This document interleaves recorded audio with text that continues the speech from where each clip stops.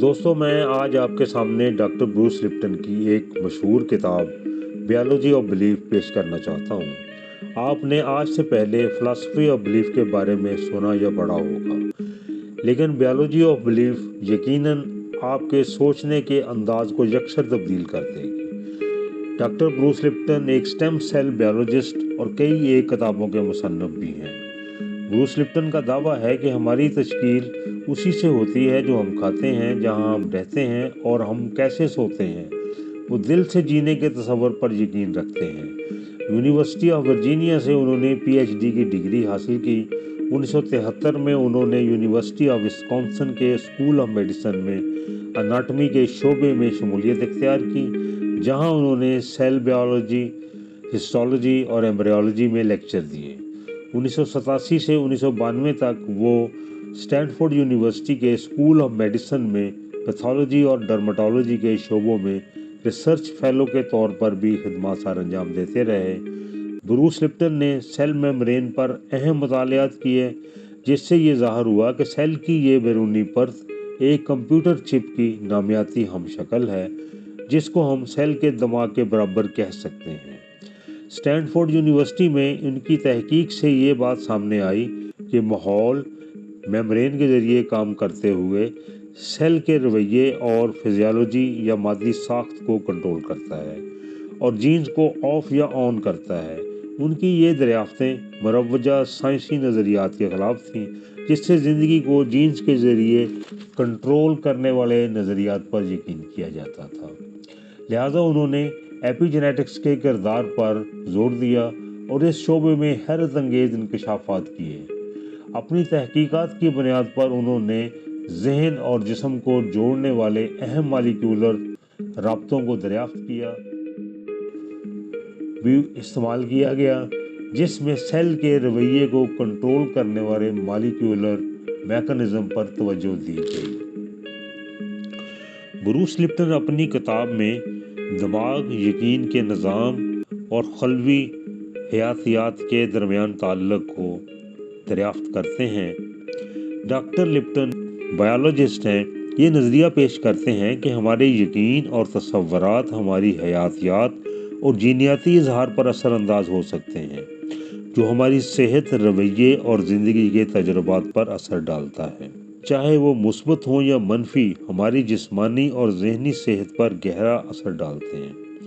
وہ یہ تجویز کرتے ہیں کہ یقین سیلز پر اثر انداز ہو سکتے ہیں، بشمول یہ کہ ہمارے جین کیسے ظاہر ہوتے ہیں۔ اپنی کتاب میں ایک مرکزی خیال کے طور پر وہ یہ بھی نظریہ پیش کرتے ہیں کہ ہمارے تحت شعور کا دماغ ہماری حیاتیات کو متاثر کرنے میں اہم کردار ادا کرتا ہے۔ لپٹن وضاحت کرتے ہیں کہ کس طرح بچپن میں قائم ہونے والی تحت شعور کی پروگرامنگ ہمارے خیالات، جذبات اور یہاں تک کہ ہماری جسمانی صحت کو کنٹرول کر سکتی ہے، بعض اوقات ہمارے شعور کے فیصلوں سے بھی زیادہ۔ لپٹن ایپی جینیٹک کے شعبے کی وضاحت کرتے ہیں، جو اس بات کا مطالعہ کرتا ہے کہ ماحولیاتی عوامل اور تجربات جین کے اظہار کو کس طرح متاثر کرتے ہیں۔ وہ استدلال کرتے ہیں کہ ہمارا ماحول، خیالات اور یقین براہ راست ہمارے جینوں کے اظہار کو فعال یا غیر فعال کر سکتے ہیں۔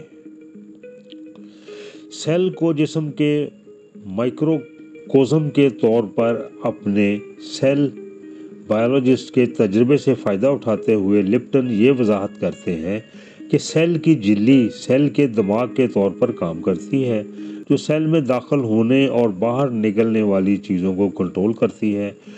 وہ یہ بھی کہتے ہیں کہ یہ سیلولر رویہ ماحولیاتی معلومات سے متاثر ہو سکتا ہے، بشمول دماغ سے آنے والی معلومات کے۔ لپٹن وضاحت کرتے ہیں کہ جسم اور دماغ آپس میں جڑے ہوئے ہیں اور کس طرح ذہنی اور جذباتی حالتیں جسمانی طور پر ظاہر ہو سکتی ہیں۔ مثبت یقین صحت یابی اور مجموعی خوشحالی کا باعث بن سکتے ہیں، جبکہ منفی یقین ہماری بیماری اور تکلیف کا سبب بن سکتے ہیں۔